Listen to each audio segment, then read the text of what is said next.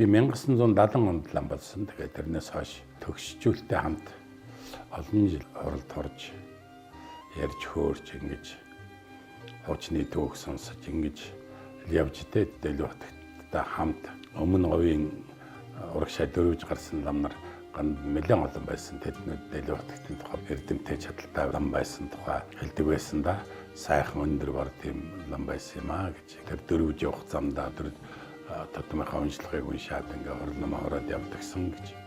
Тэгээд тэнд очиад бас хорлномоо харж байсан. Тэгээд энэ Дашчамбл гэдэг одоо энэ буддийн лог хэлцдэг датсан ер нь тасалдаагүй юм шүү дээ гэж ингэж ярьдаг байсан. Ягаад гэх юм бол яг Дашчамблыг хаагддаг тэр өдөр тэр өөр Монголд одоо дөрөвд гарсан байсан лам нар энэ их хүрээрөө хард дасаг аваад тэгээд хорлоо эхлүүлж чойр хорж эхэлсэн юм аа гэж.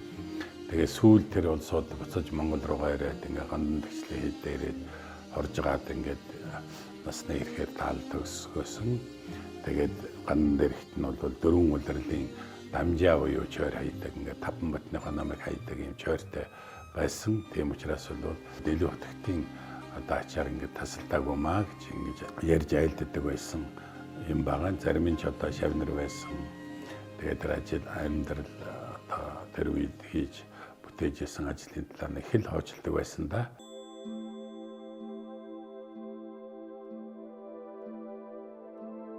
Дэлгүү хотогдсон нийгэм үйлчлэх төрийн бус байгууллага үзүүлж байна. Дэлгүү хотогдсон нийгэм үйлчлэх төрийн бус байгууллага 2011 оны 11-р сарын 1-нд анх байгуулагдсан өдөр төсөвлөлтөнд 7 гишүүнтэй. Монголын ард түмний зүрх сэтгэлд заларч байдаг Дэлгүү хотогт башлуугийн жамсран жав хувилгааны хойд дүр Дэлгүү хотогт данзан лимит тус төрийн бус байгууллагыг тэргүүлдэг. 1983-4 оны үед энэ хойд дүртэй нь уулзсан юм байна. Гомдацсанд очиод Дэлгүү хотын дараагийн дүртэй уулзах юм сайхан боломж гараад тэр үед танилцаж хадаг шүдгээ өргөж мөргөж танилцсан байгаа юм. Тэрнээс хойш бол Далавагшийн сүнчээ ном тэгээд дарамслаад болж ясан элдүнгийн одоо ном сүнчээнд бол ирэх болгонд залгаж уулзаж 90-ад оны эхээр одоо Монголд орнд ирж хамгийн түрүүнд таньдаг хүний хувьд бол гандан дээр ирж уулзаж учирч ингэж ясан.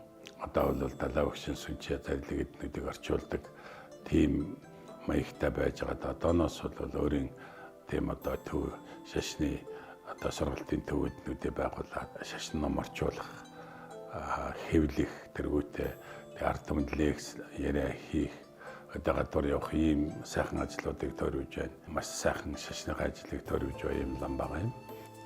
Дэлгүү хотод бид хоёр бол одоо олон төрөлтөө багшаавын барилгатай байж тэгээ ингээ ёс суртахуун соён гэгэрлийн үйл ажиллагааг ихээр хийж байсан түүх намтар байна.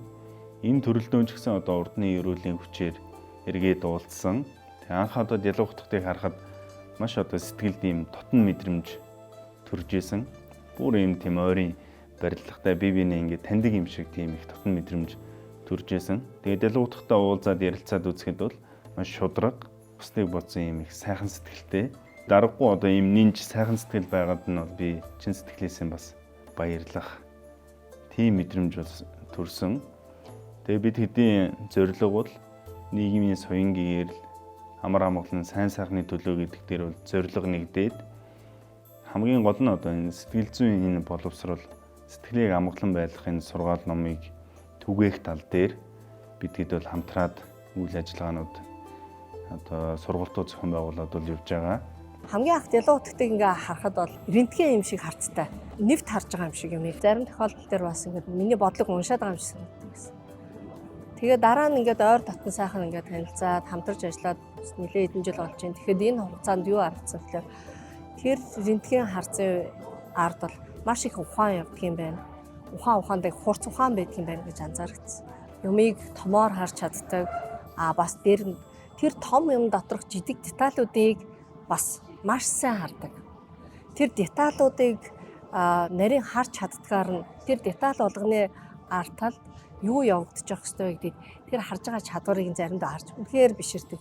Дэлгүү хотоос их тийм шуурхаа. Зарим тохиолдол дээр бид нар ч бас за яах вэ гэдэг жоох юм хоош нь тавьчвал олмоор ч юм шиг санагддаг.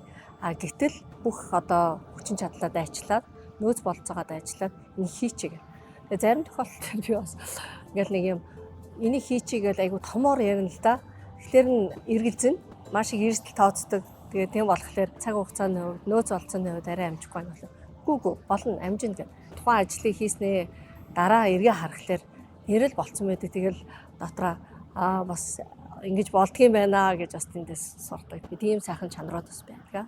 Тус байгууллага нь үүсэн байгуулагдсан цагаас эхлэн шинэ мянганы хүмүүн төрлөختний эмзэг сэдв болсон нийгэмдэх тоо томшгүй олон хяналтгүй мэдээллийн урсгалаас үүдэлтэй үүр бохимдол ата хурцл гаж донтол зэрэг сөрөг нөлөөлөлтөй хэрхэн зөв замаар тэмцэх арга замыг эрэл хэлж ирсэн бөгөөд эрлийн үзүүр нь дорны агуу сэтгэгч буддын сургаал номлолт хүрч энэхүү сэжим дотоод сэтгэлийн хэрхэн жолоодж амар амгалан төрөх замнал болохыг тодорхойлсон юм.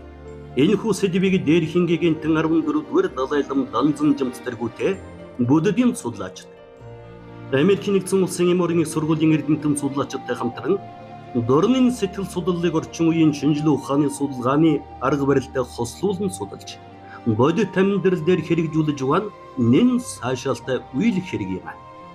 Энэ үйл ажиллагааны хүрээнд 2012 онд дээр хингээгэн 14-р Далай лам данзан жимцэн сэтгэл судлалын тайлбаруудыг монголчуудад их хэлээр нь хүргэх зорилгоор цахим орчинд Далай лам цаг эмийн хуудсныг амжилттай ажиллуулж байна. Мон дээрхийн гэгэн 14-р Далай лам фото зургийн виртуал үзэсгэлэнг 2012, 2020, 2022 онуудад Улаанбаатар хотнод зохион байгуулсан. Шинжлэх ухаанч Далай ламаас асуух арван асуулт наран ургахаас наран жаргах хүртэл хэцүү үед чад жаргалыг олох зэрэг дотоод сэтгэлийн амар амгалан эрэлхийлэгч агуу хүмүүний тухай бүтээлүүдийг Монголын үзэж томонд хүргэсэн билээ.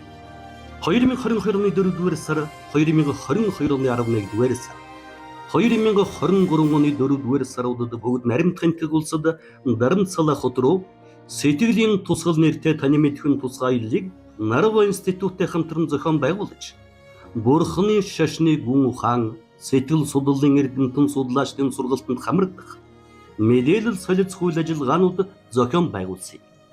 2022 онд Даниэл Големаны сайн хөтлөх хүч номыг монгол хэлний орчуулан гаргаж үн төлбөргүй нийтийн хүртэл болгосон. 2022 оны 10-р сард удирдах зөвлөлийн гишүүтэйгэн 35 жилийн түүхтэй сэтгэл хийгээд амьдралын хэв маяг институтын дэлхийн нийтийн харьцаа хамаарал ёс зүй нийгмийн харилцааг их сэдвийн дор шинжлэх ухааны судлаач нар болон буддийн судлаачдтай хамтарсан эрдэм шинжилгээний хуралд оролцсон Монгол улсад энэ төрлийн судалгааг идэвхжүүлэх сургалтад зохион байгуулах талаар туршлага судлах үйл ажиллагааг амжилттай зохион байгууллаа. 2022 оноос Монгол улс төрийг эмори их сургуулийн таны мэдхэн шинжлэх ухааны төвөөс гаргасан таны мэдхүйд суурилсан энэрэнгүй сэтгэл хөгжүүлэх сургалтанд хамруулж энэхүү хөтөлбөрийг Монголд хэрэгжүүлэхээр бэлтгэл ажлууд хийгдэж эхлээд байна.